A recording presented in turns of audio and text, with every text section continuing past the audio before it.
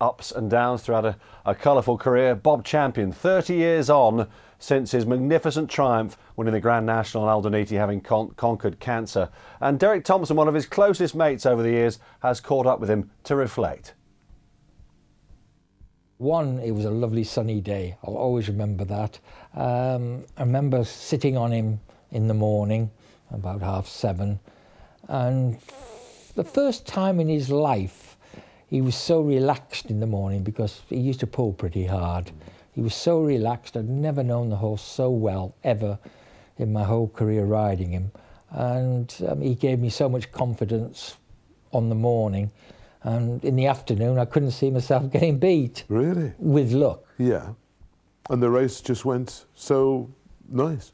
Yeah, the race panned out really well, let's be honest. Overjumped the first fence, not so great at the second.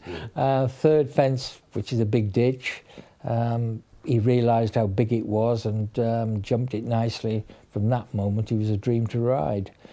I remember jumping Beechers about 29th, and I must have had a better run around the canal turn than anybody else, because I ended up jumping to the front at Valentine's, which is 3 fences later. On the first circuit? On the first circuit. But to be honest, I was never really worried, because horses either adapt to Liverpool or they don't. And if they're loving it, they get in ground every fence without taking anything out of themselves. And as long as you get into a nice rhythm, they'll keep galloping. And passing the post, what was it like the immediate minutes after winning the National? Very strange, actually.